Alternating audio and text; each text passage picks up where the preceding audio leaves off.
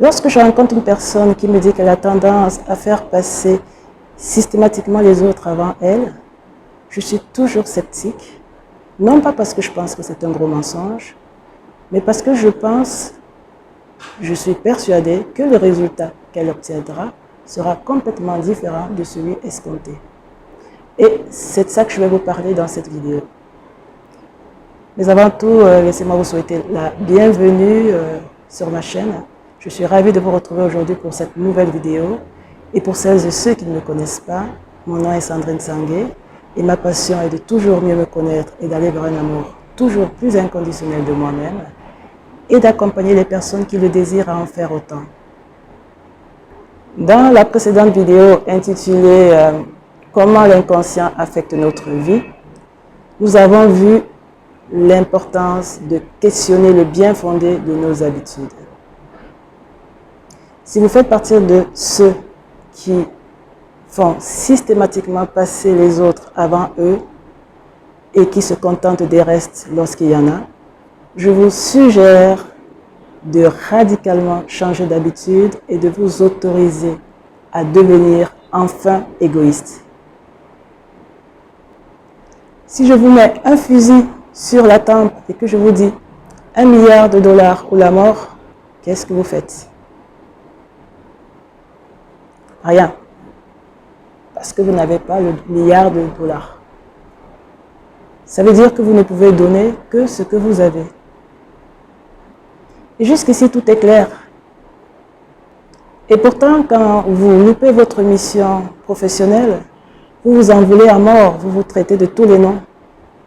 Vous culpabilisez.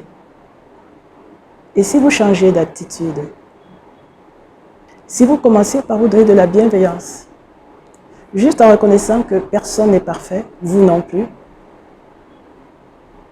et donc il peut aussi vous arriver à vous de ne pas mener une mission à bien. Donc entourez-vous de cette bienveillance et peut-être faites un pas supplémentaire. Donnez-vous de l'attention et surtout de l'écoute. Et peut-être vous allez vous rendre compte que votre enfant était malade et donc il a nécessité plus de soins que d'habitude. Cela vous a pris un peu plus de temps et un peu plus d'énergie et qu'il n'y en avait plus assez pour mener cette mission à bien. Et le résultat a été celui qu'il a été. Autrement dit, vous avez fait de votre mieux avec les moyens que vous aviez. En réalité, c'est ce qui se passe toujours pour nous. Nous faisons à chaque instant de notre mieux avec les moyens dont nous disposons sur le moment. Et c'est parce que vous allez répéter ces attitudes que vous allez faire le plein des bonnes énergies et que vous allez être en mesure de pouvoir en donner aux autres. Nous faisons souvent l'erreur de croire que ce que nous donnons aux autres est forcément matériel. Nous nous sentons généreux lorsque nous partageons notre repas avec quelqu'un, que nous donnons de l'argent à une personne en difficulté financièrement. Et pourtant, ce que nous avons à donner est en grande partie immatériel. Et nous devons apprendre à nous donner autant ce qui est immatériel que ce qui est matériel. Et quand nous aurons fait le plein de tout ça, il nous sera aisé de le donner aux autres. C'est ainsi que quand votre enfant va venir avec un contrôle loupé, vous n'allez pas lui en vouloir en lui reprochant de n'avoir pas étudié. Vous allez d'abord vous dire que c'est un être humain et donc, par définition, il est imparfait. Et donc, vous allez pouvoir lui donner cette bienveillance que vous avez déjà cultivée en vous. Et puis, vous pourrez aller à son écoute et vous allez peut-être découvrir que la dispute que vous aviez eue la semaine d'avant l'a tellement perturbé qu'il n'a pas pu se concentrer pour bien étudier ses leçons, et vous vous rendez compte que vous êtes l'une des principales raisons de sa mauvaise note. Et donc là, à nouveau, inutile de culpabiliser. Vous vous redonnez de la bienveillance, de l'écoute, de l'empathie. Je vais vous prendre l'exemple concret d'un couple que j'ai suivi de près. La femme avait une bonne capacité d'analyse, mais elle n'y faisait pas spécialement attention. Ce qui fait que souvent, elle se retrouvait avec des idées avant-gardistes qu'elle était les seules à tenir, des personnes qu'il connaissait, et que son mari critiquait au simple motif qu'elle était la seule à les tenir. Seulement, elle s'est rendue compte régulièrement que lui, quelques temps après, quelques mois après, quelques années après, il revenait avec des informations qu'il avait apprises de l'extérieur pour lui expliquer exactement ce qu'elle lui disait quelques temps auparavant. Alors elle lui faisait remarquer qu'elle lui avait déjà dit ça et lui disait non, pas du tout, tu ne m'as jamais dit ça.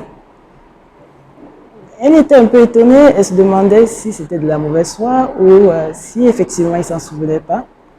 Mais en général, elle laissait tomber pour pas qu'il y ait de conflits inutiles. Le problème, c'est que chaque fois que son mari la critiquait, dans la mesure où elle avait une très haute opinion de lui, elle tenait compte de sa critique et elle se remettait en question. Ce qui créait régulièrement le doute en elle, au point où avec le temps, elle a fini par perdre confiance en elle. Elle a sombré dans une grave dépression et à un moment donné, elle s'est rendue compte qu'il n'y avait que elle pour se sortir de là. Donc, elle s'est reprise, elle s'est prise en main et elle a commencé à suivre des thérapies, puis s'est inscrite à des stages, puis à des formations pour aller à la rencontre d'elle-même, pour mieux se connaître. L'intérêt quand on apprend à se connaître, c'est qu'on apprend à mieux comprendre les autres. Et donc, elle a compris où était le blocage de son mari. Il n'avait pas assez confiance en son propre jugement, en sa propre analyse. Il avait besoin que ce soit les autres qui lui disent quoi penser. Et avec le peu de confiance en lui qu'il avait, il ne pouvait pas lui offrir davantage à sa femme. Et donc, il s'attendait à ce qu'elle fasse autant que lui. Ce n'est que de cette façon qu'il se sentait en sécurité avec sa femme. Autrement, avec ses idées avant-gardistes et contre-tendances, il ne se sentait pas en sécurité.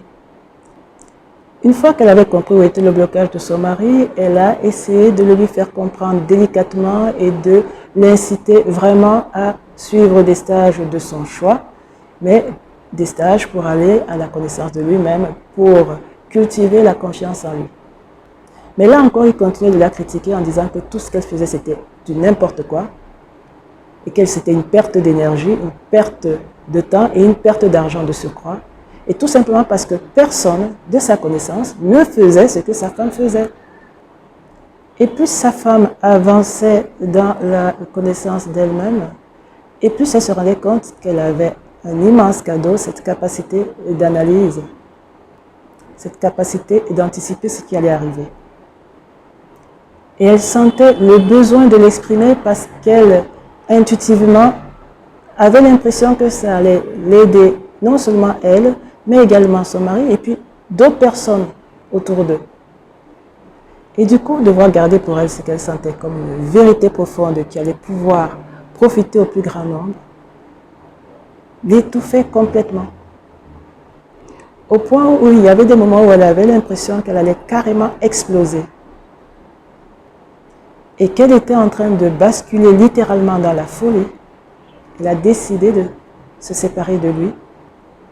Et cela lui a été extrêmement salutaire parce qu'elle a pu récupérer progressivement sa santé mentale et exprimer complètement la personne qu'elle était. Et aujourd'hui, elle est heureuse et épanouie dans sa vie. Et bien que des années se soient passées, son ex-mari continue de lui dire qu'elle est sur un mauvais chemin et qu'elle a l'illusion qu'elle est heureuse, mais qu'elle ne l'est pas, et que plus tard, elle viendra reconnaître que c'est lui qui avait raison. Donc, elle a continué à avancer. Lui, il est resté bloqué dans le passé, dans ses vieilles habitudes. Qu'est-ce qui s'est passé ici? En fait, lorsque le monsieur vivait des échecs, petits ou grands, il refusait son imperfection. Il ne se donnait pas assez de bienveillance, pas assez d'écoute, pas assez d'attention, pas assez d'empathie. Toutes des qualités qui allaient lui permettre de nourrir sa confiance en lui-même.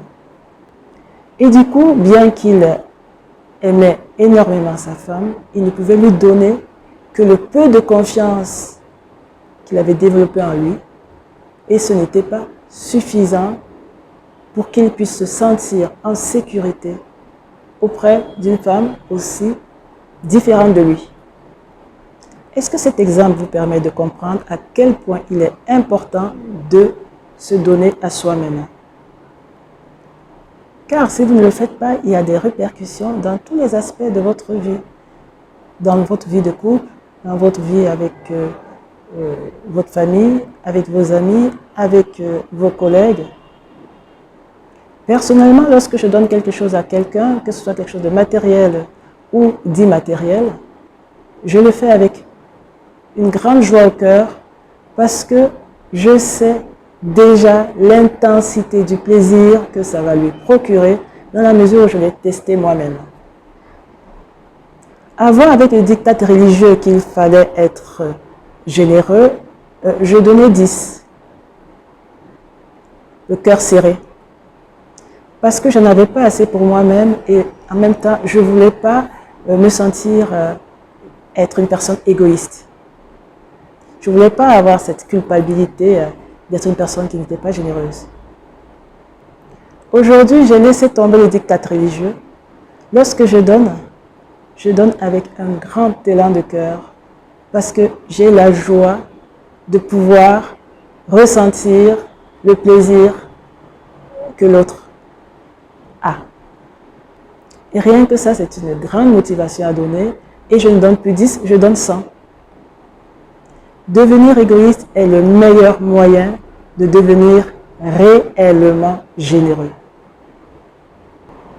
Je ne donne plus parce que je veux avoir une bonne image de moi-même, je donne parce que c'est un grand élan de cœur. Alors si vous aussi vous faites partie des personnes qui ont tendance à systématiquement donner aux autres et à s'oublier, ne me croyez pas sur parole, testez vous-même et laissez-nous en commentaire ce que cela a changé dans votre vie et comment cela a changé.